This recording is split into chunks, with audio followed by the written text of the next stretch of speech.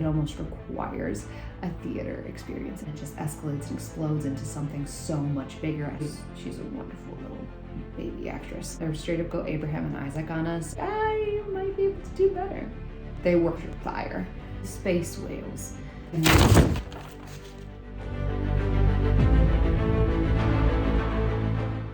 Hi guys, Happy New Year. We're gonna kick off 2026 with another Nerd Rants video. I know, I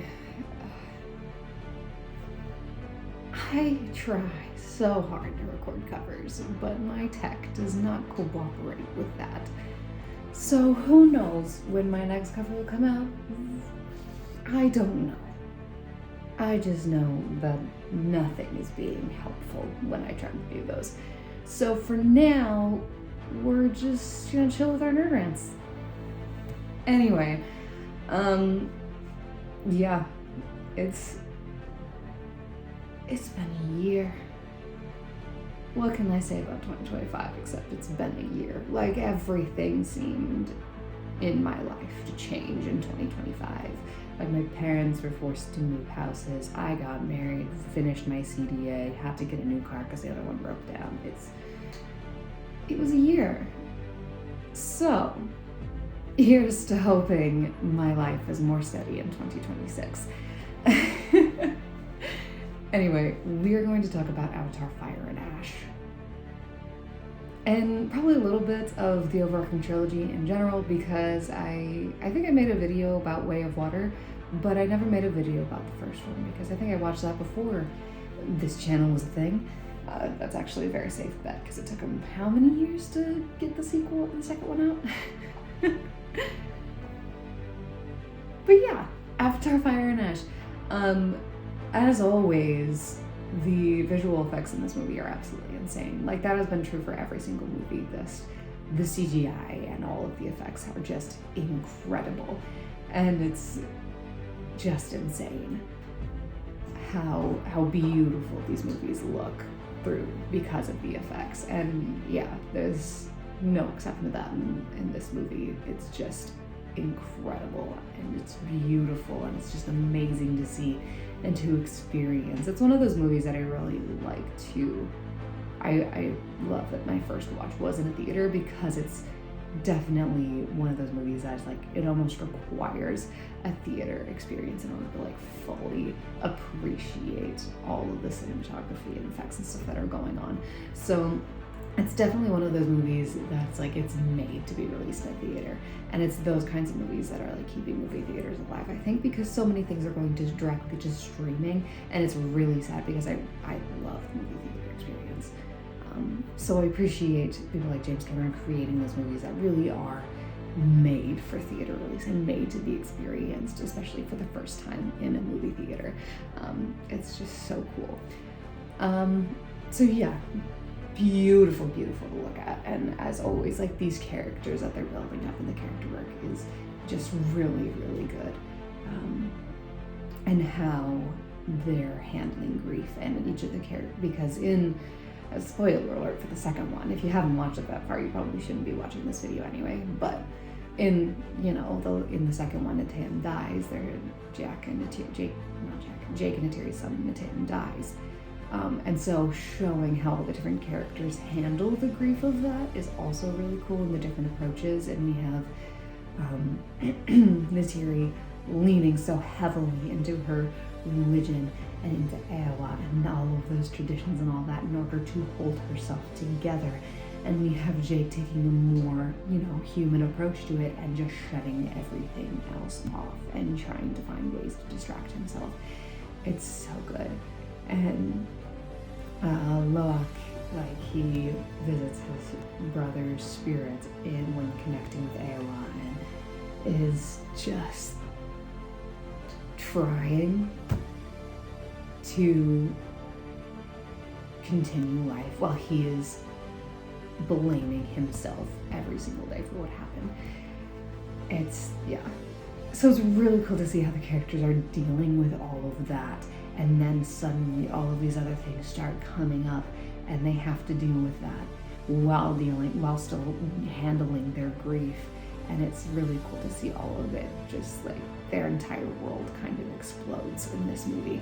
It definitely has a very different pacing from the other movies. The other movies are very like they're slower pace, and we're discovering the world or the expansion of the world, or all the different aspects, that new things that are being brought into this universe, and then through the different choices whenever that are made throughout the movie, it leads to this climactic battle at the end.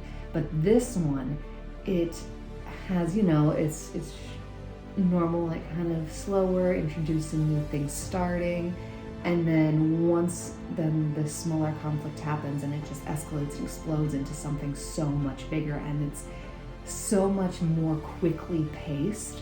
But I feel like that makes sense because this is kind of the end of an arc.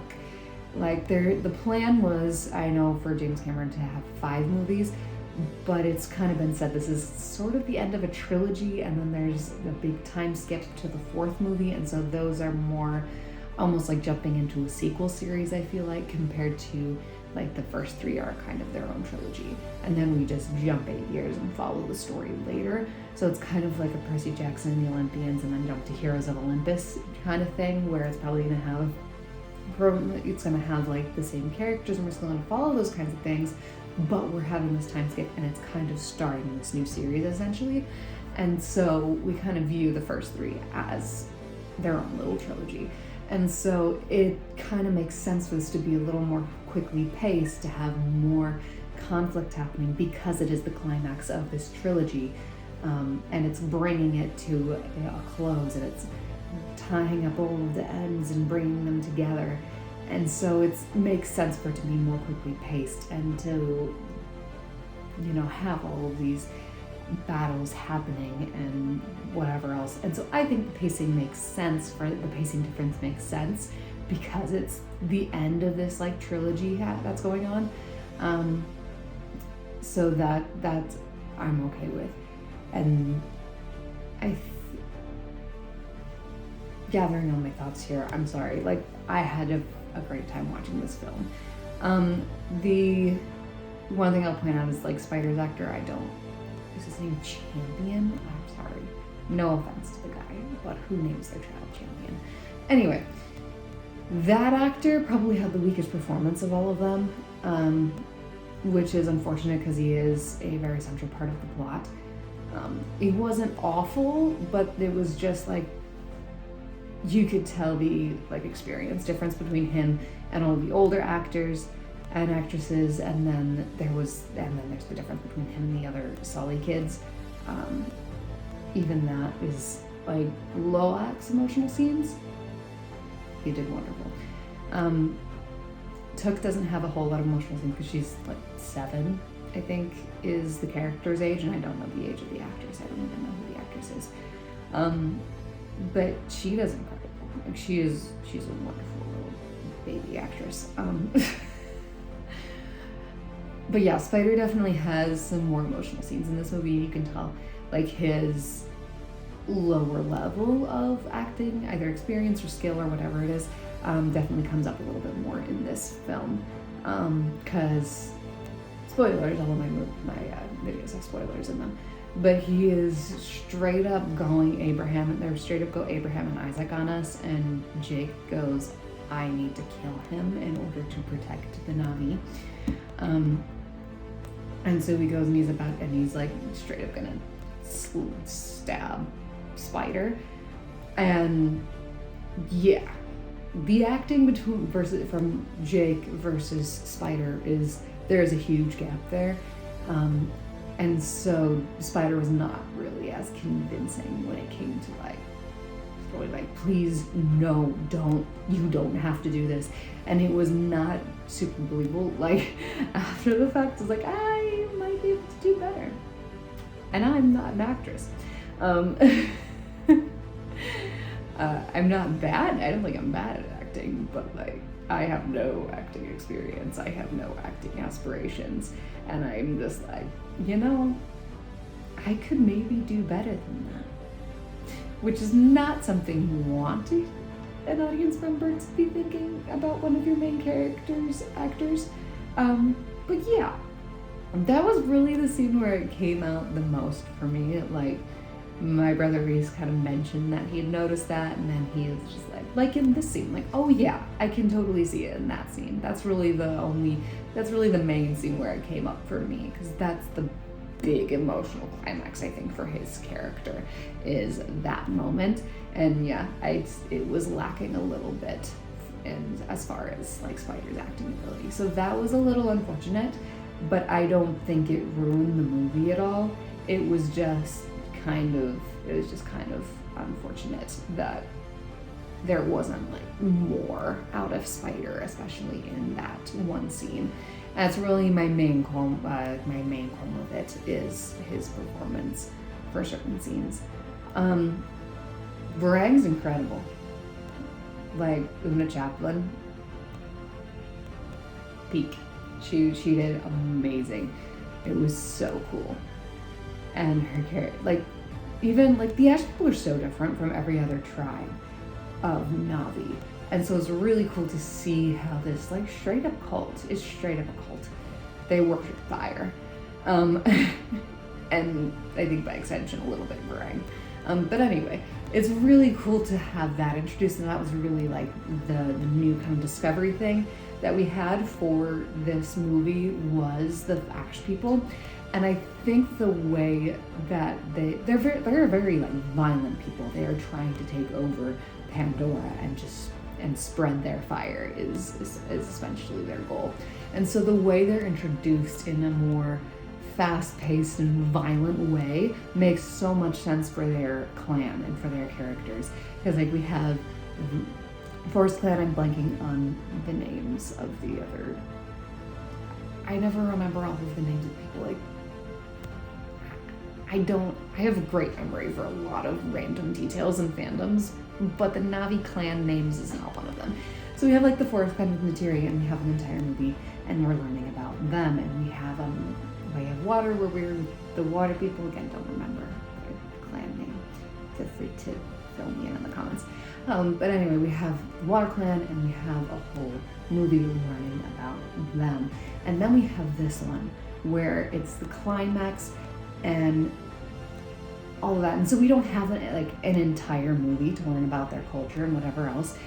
And it's different because instead of the Sullies like coming into this clan to like assimilate and be part of them and to become a part of that clan, they're being introduced as enemies in this case. And so we don't have anything to like jump in and show the different culture, whatever else. They are enemies. And so we don't have, it's a very different perspective of how we're introducing and exploring their clan. And it's a very different, it's just a very different introduction. It's a very different exploration, because they are hostiles. They are enemies. They are actively trying to take over Pandora, and they, with very little hesitation, honestly, join up with Korach and the RDA. I think I have the acronym right. Anyway, with the RDA, and work to capture Spider and capture Jake, and with the promise of getting guns.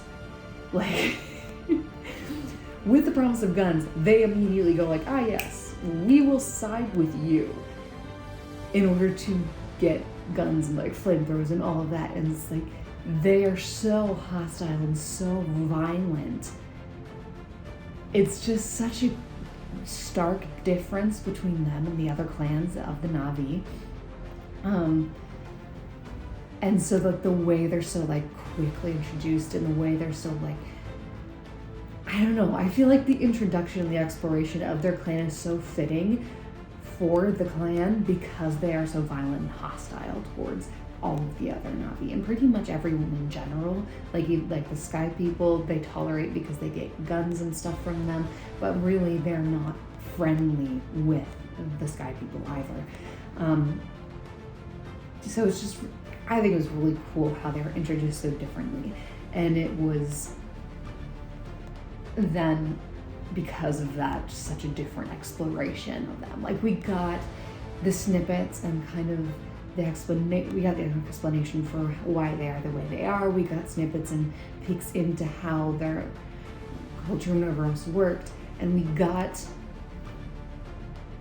not as much, but like the same information that we got about the other clans to a different extent, but in such a different way, because they weren't introduced as friendlies, they were introduced as hostiles.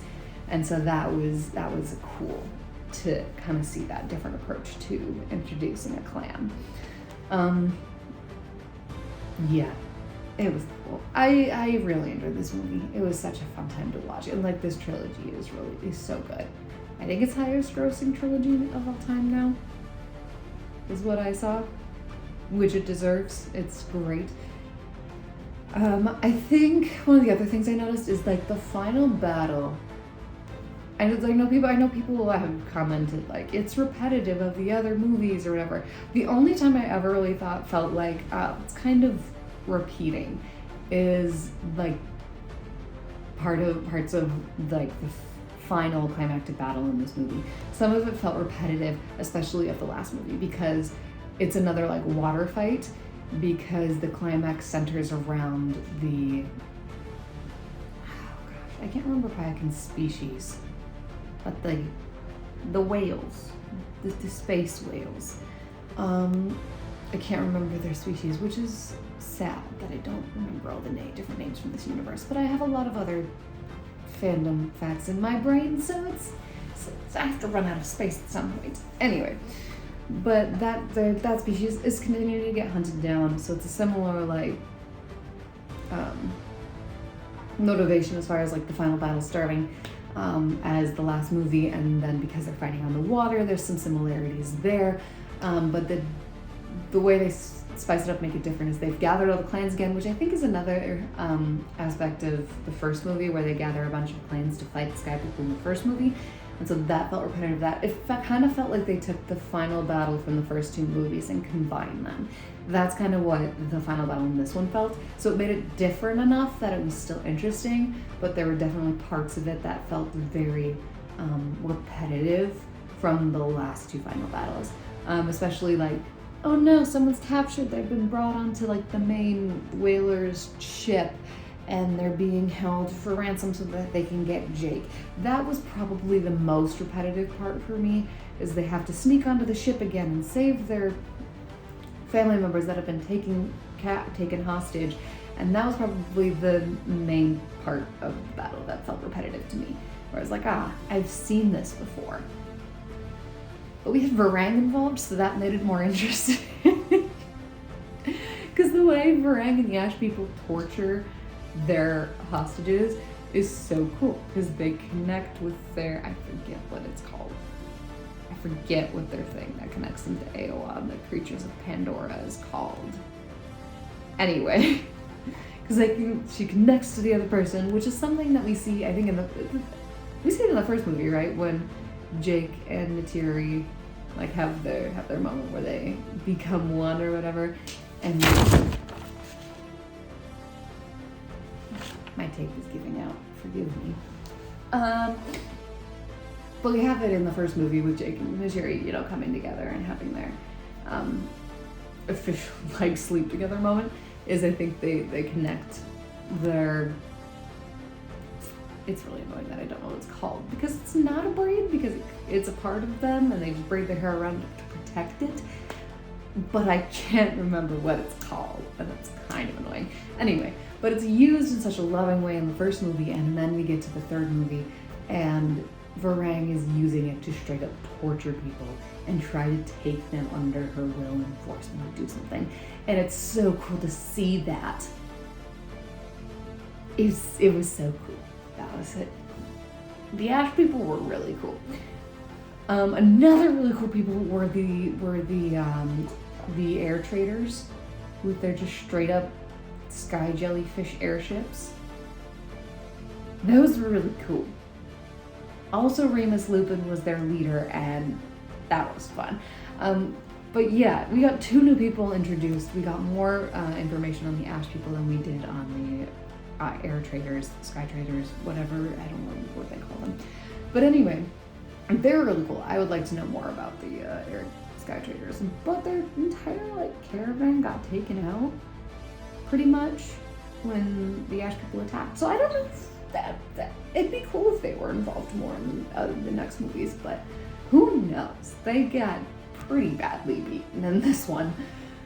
But anyway, it's just insane how much world building and stuff that James Cameron has done on this universe, and how well he does the effects and the characters and all that. It's so good, and I really like the quality of these movies. It's so good. Those are my only qualms with those. Like Spider's performance in some of the emotional scenes, and then the battle at the end was very, very similar to the last two final battles. But those are small things, and I enjoyed the movie overall, and it was really cool to see the way the world was built, the way they portrayed the characters, especially the ones dealing with their grief. It was fun. I enjoy this trilogy a lot, and it's just so impressively well done. I think I would be very interested to see what the fourth and fifth movies are. I know James Cameron, whether the movies get made or not, wants to reveal what they would have been, whether it's writing a book or just putting out announcements like, hey, this was my plan. So one way or another, we will get the stories of the fourth and fifth movies. I think it would be good to see them as movies, because that's like the format that the story is made for, is to be told through like a visual medium. I don't think a book version would be bad, but I think this kind of story is something that's like made for the screen, because it's just so visual, and it's so cool, and it's very, I don't know if engrossing is the right word, but it's like I don't know. It's made for the screen, it's made for the theaters. And so it would be a little sad if we got the stories of movie 4 and 5 outside of that medium. But yeah, I think it's definitely the ideal medium to get those stories through would be via a movie. So I'm kind of gunning for 4 and 5 to come out as movies. Apparently the release date for the fourth movie is 4 years from now, but that's okay. There's plenty of stuff coming out in the meantime, and whatever. Yeah, it's interesting, and those are really all my thoughts on this. It's just a beautifully done movie, and it's such a high quality trilogy, and I really enjoy all three of these movies. I have not watched 1 and 2 recently enough to properly like rank these. My like Reese's of the opinion that the order they go in is like the order of his favorites. So first is best, and then the third one is like his least favorite. Still good, but like bottom of the list. I personally think I would have to watch them again in more quick succession to accurately judge that, because I haven't seen them enough times, I think, to have that knowledge off the top of my head. I've been watching too many other things. I legitimately think I've only watched Way of Water once when I saw it in theaters, and that's the only time. And I've seen the first one probably twice, 2 to 3 times, but like I have easier access to it now because my husband owns it. But yeah, I haven't seen the movies enough times and in quick enough succession to accurately rank them, I think. But yeah, those are my thoughts on Fire and Ash. Feel free to share yours. How do you rank the 3 movies? Do you want to see 4 and 5 be made into movies, or would you prefer that it ends here? Yeah, I'd love to hear your thoughts and continue the discussion in the comments. I post videos on this channel on Saturdays, and I post videos on my audiobook channel on Thursdays, and I will see y'all next time.